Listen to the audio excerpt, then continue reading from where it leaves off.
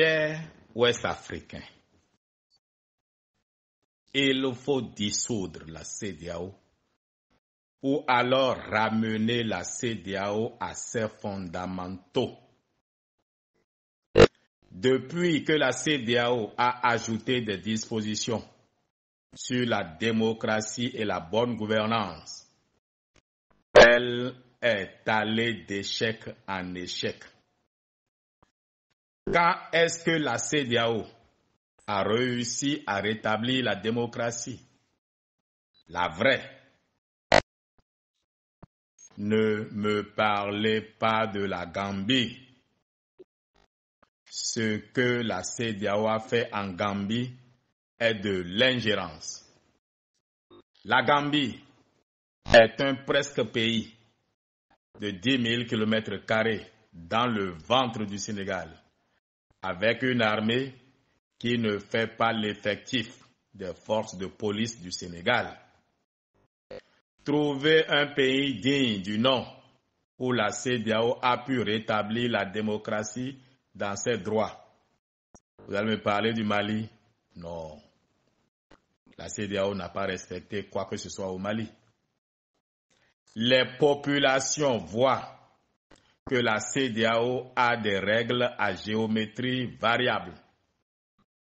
Nos pays sont à l'image de la CEDEAO, ou plutôt la CEDEAO à l'image de nos pays, enfin. Incapables de faire de la démocratie. Il faut sortir de l'hypocrisie.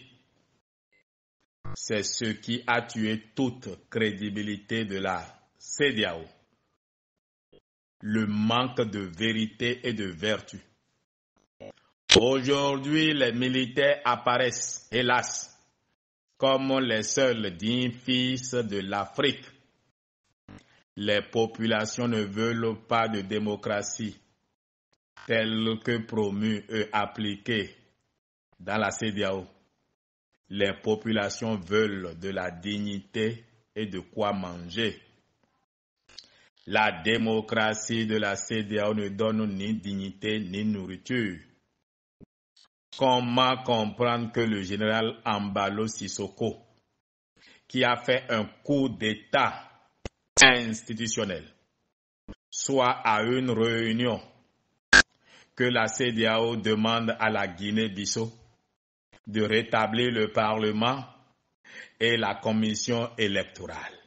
À qui parle-t-on au fait? Comment peut-on appeler les Bissau-Guinéens à rétablir un Parlement dissous illégalement, en toute violation des règles constitutionnelles de la Guinée-Bissau? L'auteur est assis et on parle de façon impersonnelle. Qui a dissous tout ça? Comment peut-il être facilitateur au Burkina Faso? Il a fait la promotion de quelle vertu politique? Il faut dissoudre la CEDEAO comme elle se présente aujourd'hui. Il faut rétablir aux fondamentaux il faut répartir aux fondamentaux de la CEDEAO,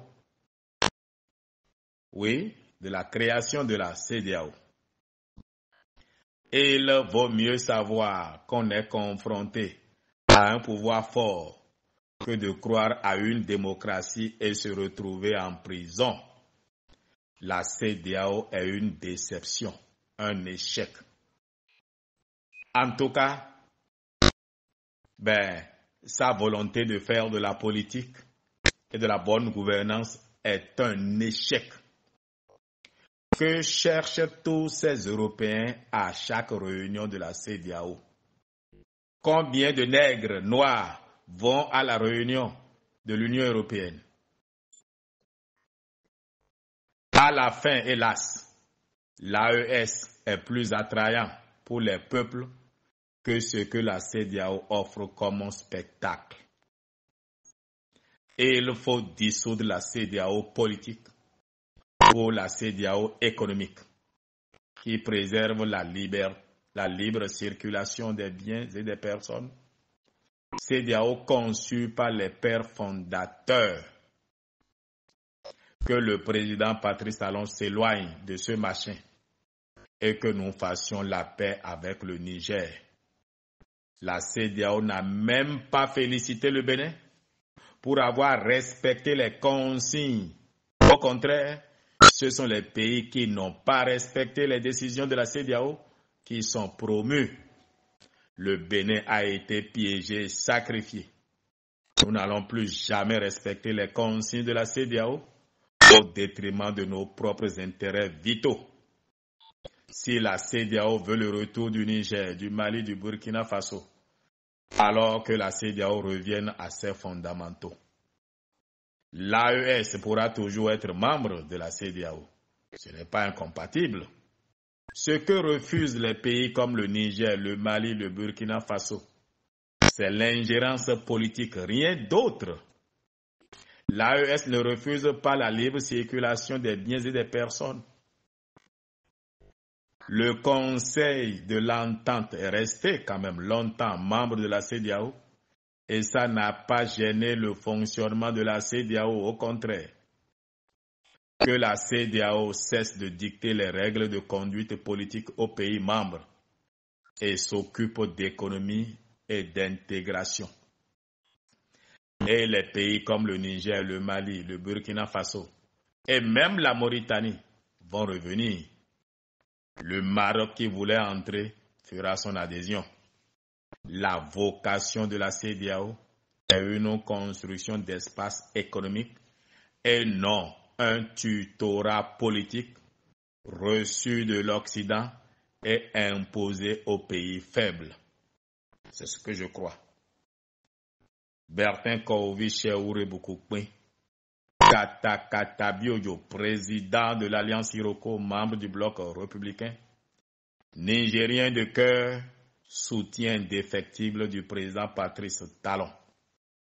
Nous sommes le 9 juillet 2024.